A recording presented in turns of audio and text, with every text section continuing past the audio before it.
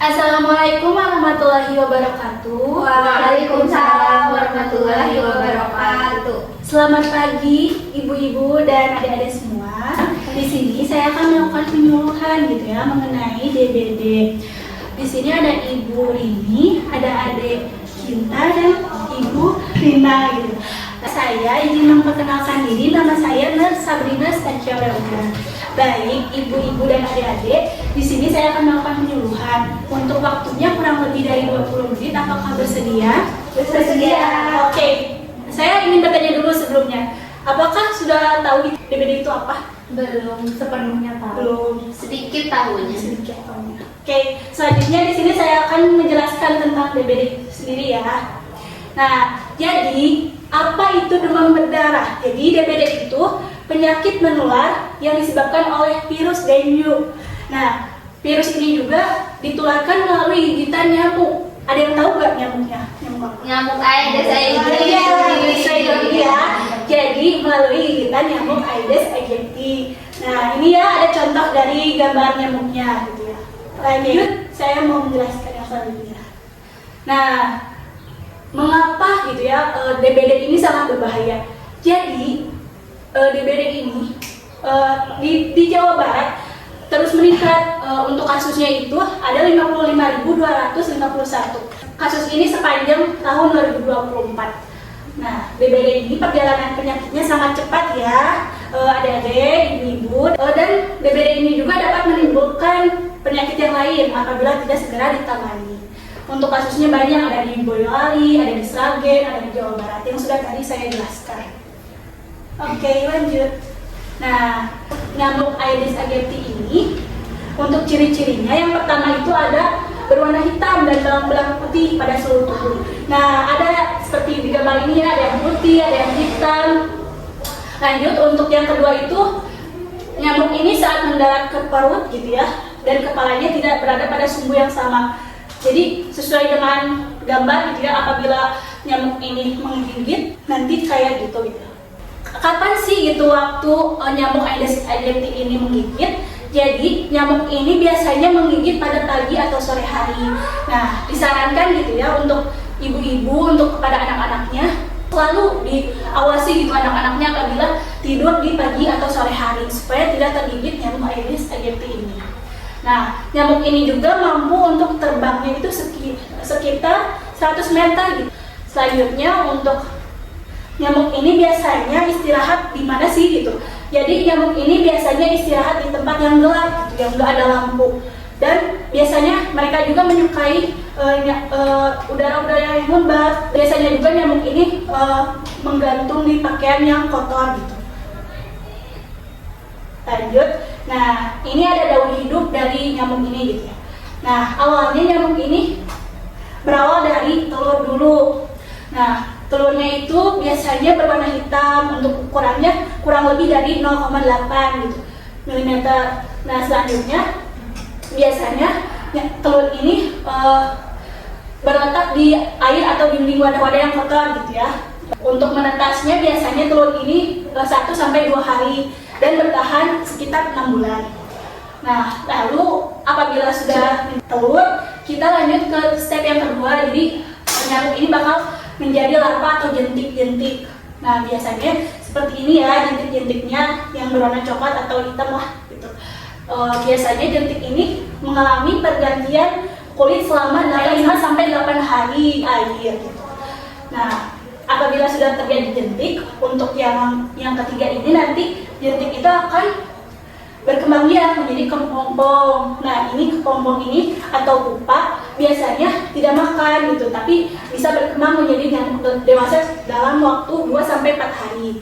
Selanjutnya sudah menjadi kepompong, yang terakhir itu nanti akan menjadi nyamuk Aedes aegypti. Nah, ini nyamuk ini biasanya berwarna hitam dengan bintik-bintik putih. Biasanya sudah tadi saya jelaskan gitu ya, nyamuk ini menggigitnya di pagi dan sore hari gitu.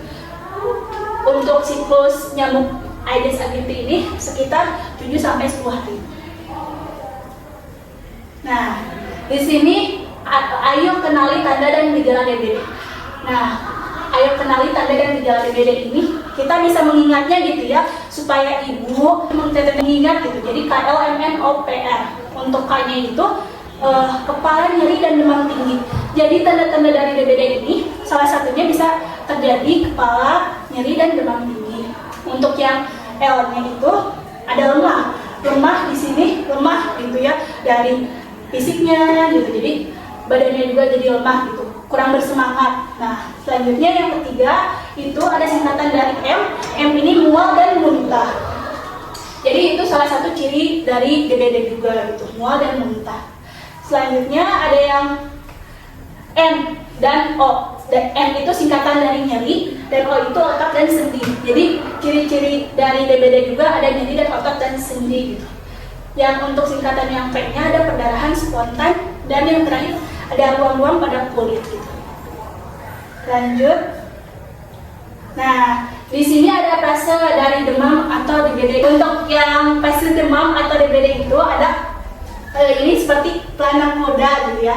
Jadi ini tuh fase dari demamnya. Jadi dari hari ke-1 sampai ke-3 biasanya penderita ini hemoglobinnya normal dan hematokritnya juga normal. Namun biasanya trombositnya menurun. Itu di hari ke-1 sampai ke-3 gitu. Nah, demamnya sekitar 40 derajat Celcius. Lalu untuk yang hari ke-4 sampai ke-6 itu biasanya mengalami fase kritis. Nah, ini yang harus diwaspadai oleh penderita DBD atau yang mengalami, karena takutnya penderita ini mengalami shock perdarahan atau gangguan kesadaran juga. Biasanya ditandai dengan hemoglobin dan hematokrit yang menurun, dan ini juga perlu diwaspadainya karena trombosit meningkat seperti yang tadi yang sudah saya jelaskan. Selanjutnya ada fase yang terakhir itu di demamnya itu di hari ke-7 sampai ke-8. Nah, di hari ke-7 sampai ke-8 ini hemoglobinnya dan hematokrit dan trombositnya itu semuanya kembali normal kembali. Nah, itu bisa didiagnosis DB atau DBD. Nah, ini apabila sudah mengalami gitu ya, nah bisa dilakukan rawat jalan dan edukasi kepada keluarga. Jadi untuk edukasi kepada keluarganya, yang terpenting itu kita jangan lupa untuk minum, apalagi minum air putih. Untuk yang lainnya, contoh yang lainnya ada susu, jus buah, dan pokoknya dicukupi untuk cairannya. Nah, juga untuk dipantau juga frekuensi gerakannya setiap 4-6 jam. Lalu kita juga bisa memberikan gitu ya paracetamol sesuai dengan anjuran dokter gitu ya. Jangan terlalu berlebihan juga. Yang tidak boleh gitu ya, apabila seseorang menderita gitu, kita harus menghindari pemberian aspirin atau NSAID. Kontrol kembali keesokan harinya. Jika ada kegawat daruratan, itu bisa mengunjungi rumah sakit. Nah, yang kedua ini ada alur penanganan apabila ada tanda bahayanya. Nah, jika seseorang mengalami DBD, bisa langsung melalui pemantauan klinis dan lab, dan apabila sudah di lab itu sudah dikatakan DBD gitu, bisa dirawat inap. Dan apabila tidak dan tidak ada gejala juga, bisa dirawat jalan saja. Untuk tanda bahaya DBD pada anak, jadi untuk ciri-cirinya ini ada demam kurang lebih dari 7 hari, nyeri kepala, ruam juga, dan seperti di gambar ini ada mimisan, ada demam tinggi, dan ruam-ruam. Gejala lainnya juga ada muntah, nyeri perut hebat, pucat, dan yang lainnya. Oke, bisa lanjut. Cara mencegah DBD, kita itu yang pertama ada menguras, bisa menguras bak mandi gitu. Lalu untuk yang kedua itu menutup, kita bisa menutup air supaya tidak ada jentik-jentik nyamuk. Nah, yang ketiga ada meletakkan pakaian bekas pakai dalam wadah tertutup. Nah, supaya tidak jentik-jentik nyamuk hingga di pakaian. Lalu yang keempat ada menabur Larvacida calabate. Ini tuh obat serbuk supaya jentik-jentik nyamuk dapat mati gitu. Lalu yang keempat ada menggunakan obat anti nyamuk. Dan yang terakhir kita juga bisa memakai kawat kasa pada gejala ventilasi.